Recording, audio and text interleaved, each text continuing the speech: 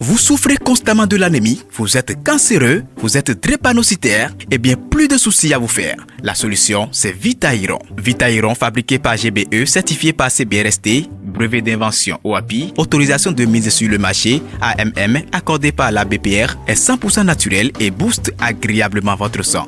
Rendez-vous dans toutes les pharmacies du Bénin et chez le grossiste Ubefar, Gapob, Sobaps, Escameux pour vous approvisionner en produits Vitairon. Contact 67 08 34 33. Vous avez besoin d'un espace publicitaire pour faire connaître votre société ou vos produits? Seul Guérita TV Monde peut vous satisfaire. Pour tout renseignement, contactez le 00229 91 19 10 10. Guérita TV Monde, le leader des web TV.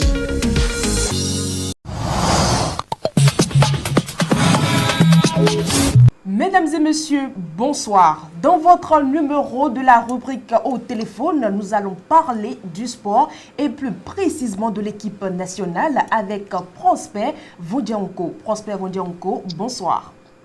Bonsoir Madame Latifat Kowenu et bonsoir à tous ceux qui nous écoutent. Match Bénin-Rwanda, les Guépards rentrent avec un match nul. Y a-t-il encore de l'espoir pour le Bénin? Ben oui, il y a de l'espoir parce que mathématiquement, on n'est pas éliminé tant que les calculs sont possibles.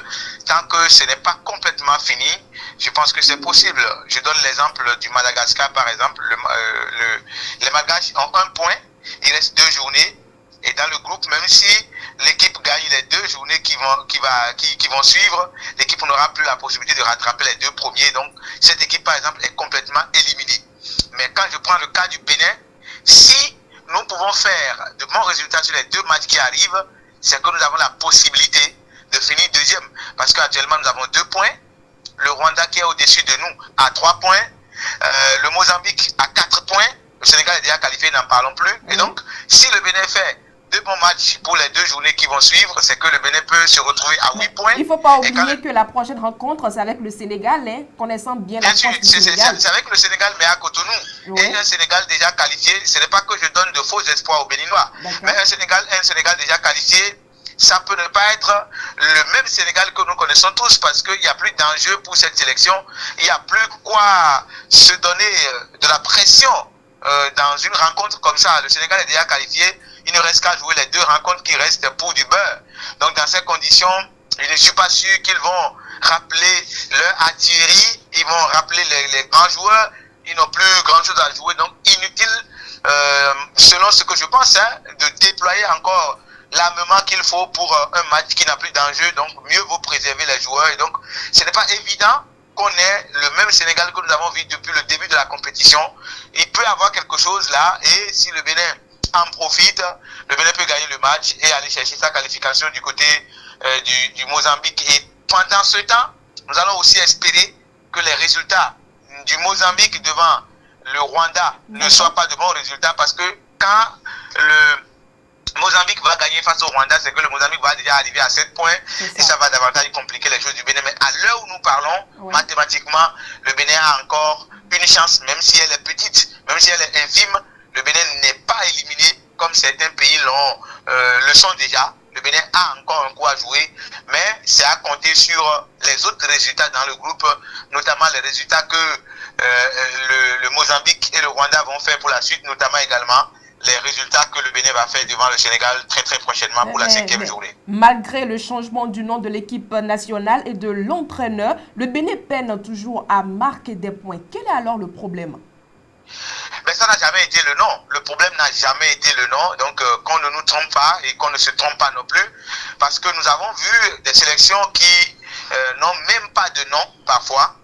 Quand je prends par exemple le Grand Brésil, qui a gagné 5 fois la Coupe du Monde, le Brésil n'a pas de nom. On les appelle soit par les couleurs de leur maillot, soit par le nom qu'on connaît tous du football, la sélection. La Seleção, la Seleção. C'est la même chose pour l'Argentine, qui est un grand pays du foot. C'est en Afrique que on donne des noms d'animaux féroces. C'est en Afrique qu'on donne des noms qui ronflent. Mais sur le terrain, c'est autre chose. Donc, le nom n'a jamais été le problème du Bénin. Le problème du Bénin a été toujours la bonne politique sportive la bonne politique, je le répète, la bonne politique sportive et puis la formation à la base. Vous ne pouvez pas gagner parce que vous appelez Lyon. Vous ne pouvez pas gagner parce qu'on vous appelle Boa. Vous n'allez pas gagner parce que vous êtes Cobra. Vous gagnez parce que les jeunes ont été bien formés.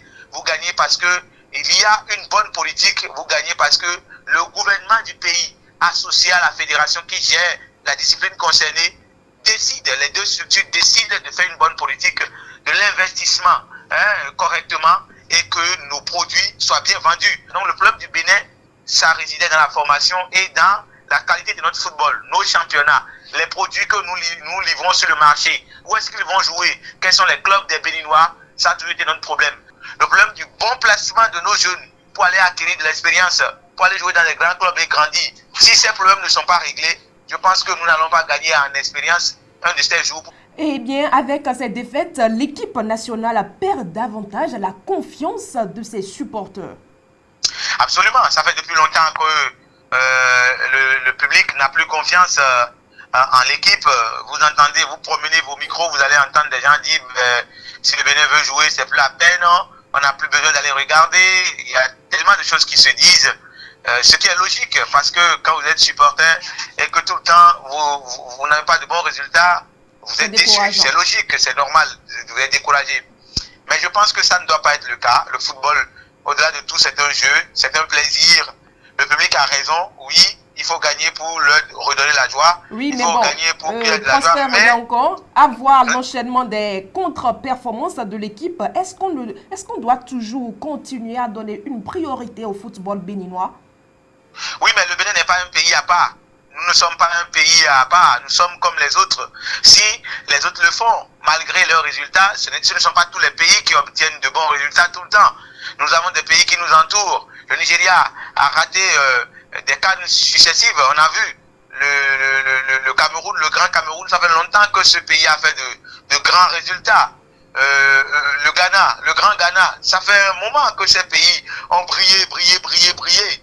Si ce n'est le Sénégal qui est en train de montrer de belles choses depuis un an, sinon il y a des pays, ça fait un moment, ils n'ont plus beaucoup brillé. Tout ça réuni, mais les gens ne se sont pas découragés, les gens n'ont pas lâché prise, les gens n'ont pas dit que c'est fini, les gens n'ont pas tout ramassé. Non, on continue. Le sport, c'est comme ça.